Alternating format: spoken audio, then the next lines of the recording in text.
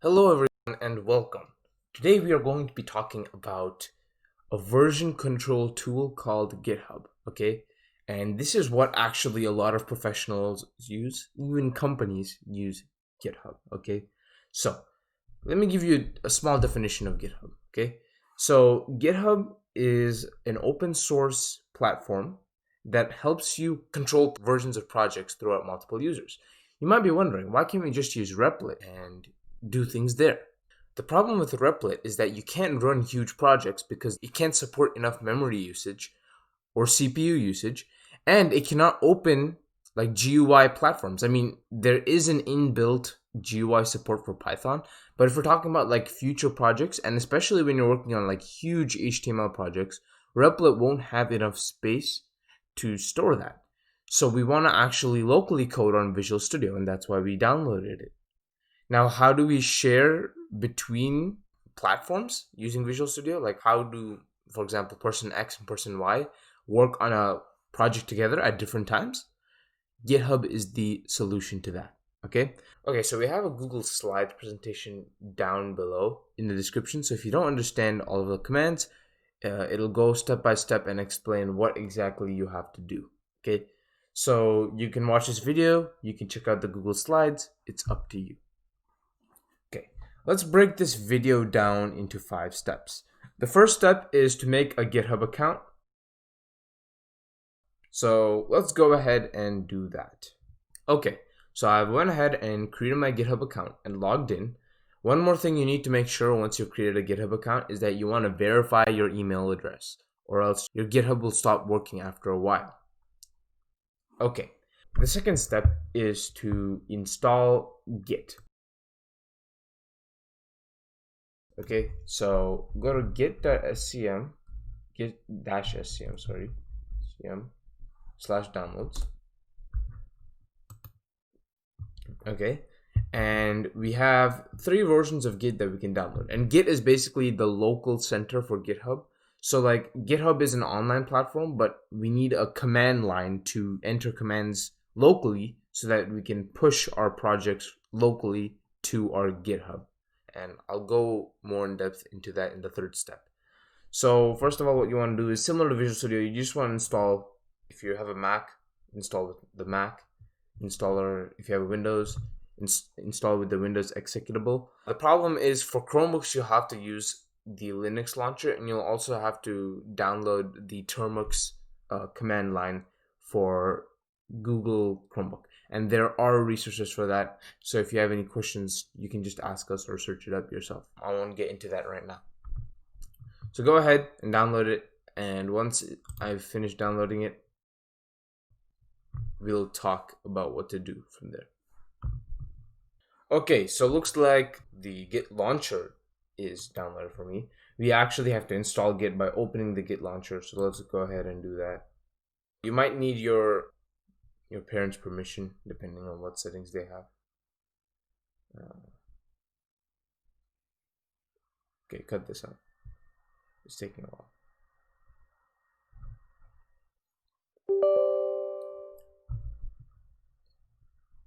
Okay, so I'm going to say yes. And then you can skip the terms and conditions. That's not really that important. Next. And yes, we would like to. So for me, it already exists because I've already had it before. For you, it shouldn't. So you want to click yes. You want to put the icon on the desktop. And then you also, this is the most important thing. You need to make sure this is checked. Git bash installed. Okay, Git bash is very important for you to install. So make sure you do that. Okay, next. Okay, here. There are a lot of editors you can use for Git's default editor. So let's see. We could use Visual Studio Code as Git's default editor. Let's do that. And then this is very, very important, okay? You want to use Git from the command line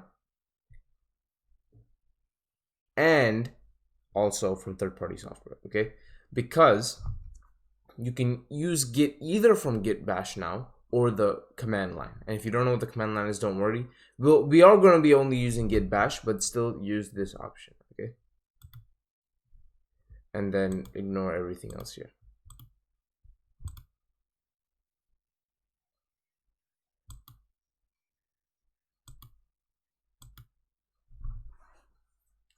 So the most important thing is to make sure that you install it for the command line as well as git bash, because sometimes git bash doesn't work, and that's why you would want to use the command line. Sometimes you have to use the command line, not so much for Python, but when you're using JavaScript, the command line is much better for git stuff than git bash. And let's launch git bash. And this is what it looks like. It's like a command line. Now we're becoming true programmers. Not that you weren't already, but this is what people do when they're working on huge company scale projects. Like when 20 people are working on one project, they use GitHub.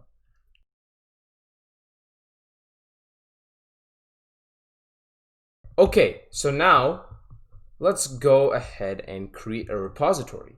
But what is a repository? It's actually very synonymous to a project. Okay, so we're basically creating a project. Okay.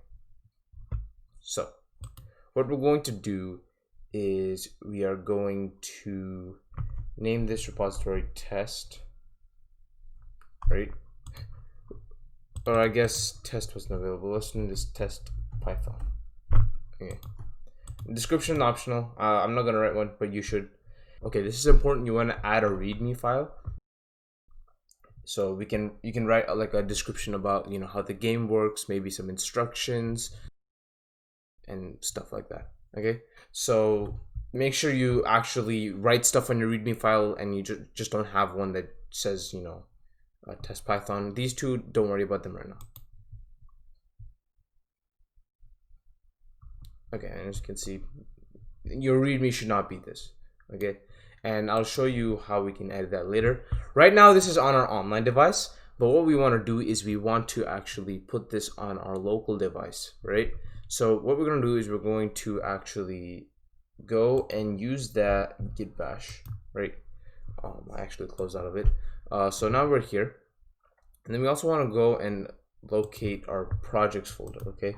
So you should, in your documents, remember, you should have created like a projects folder for all your projects, and then maybe even have like an HTML folder if you're doing HTML and a Python folder if you're doing Python. You know, it all depends, right?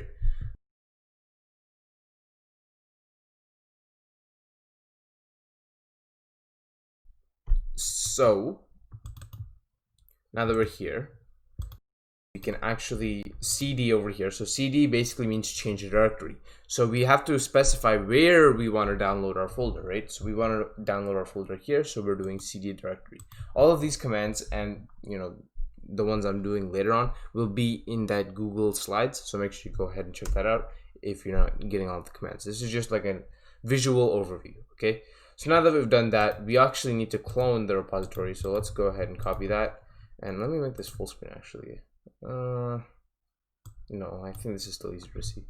Okay, so let's do git clone and then paste. Well, actually, git clone and then paste like that. Okay, now we've cloned it, and you should know if the clone is successful if you actually have the project right here.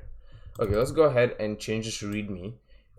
For you, it might say something like, okay, what do you want to read it as?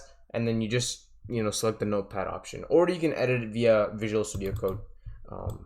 It's your choice. So I'm gonna write a really long statement, you know, introduction to like games and all of that. Yeah, you know, you should not do this, okay?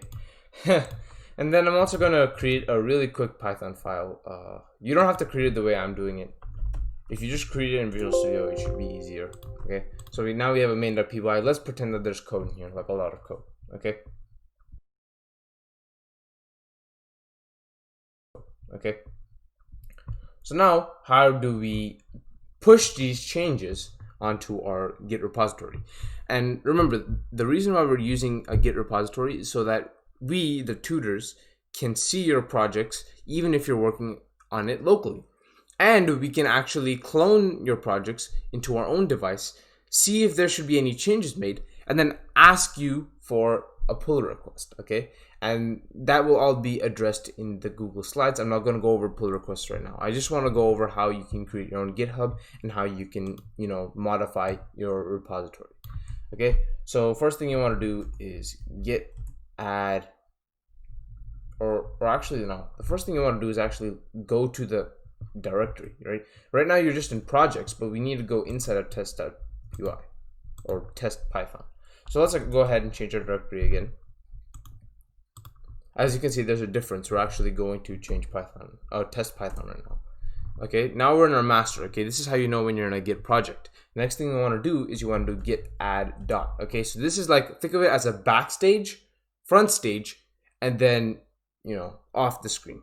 Okay, so right now this is backstage. So now we're saying, okay, so now we're getting ready for our show. First of all, you want to check to see if, you're ready, and we are ready because we have some changes we want to make. And git add dot adds all of our files to that backstage. Now, how do we put them on the stage? We want to commit them, right? And we want to use -m. That's basically a flag because we want to write a message. So let's go ahead and write a message right now. Let's say added main.py and readme, okay? Because this is the stuff that shows up right here. It says initial commit, right? But when we make a new commit, it'll basically be this message. And messages are important. Don't mess them up, okay? Make sure you're very detailed in what each commit does. Now that we've committed that, that's good. Now, for me, when I do this command, which is git push origin master, and this is where we're actually, it's there. It's in the center between, online and local. And once we push it, it's going to send it to that link, and it's going to update it online here, okay? But for you guys, since your Git might be new to you, you might have to actually log in via the terminal. And if that happens to you, then what I want you to do is check out the Google Slides, which will also give you directions on how to deal with that. But for now, for me, this should work because I already had Git before. And as you can see, yep, it worked. Reload the page right here, and we have our main.py and our garbage readme. So that is it for this video. I hope you learned a few things about Git. There are a lot more things to Git, like a lot more, like branches and pull requests, but we won't deal with that right now. Okay, thanks for watching. If you have any questions, check out the Google Slides down below, or you can ask one of us tutors. I'll see you guys.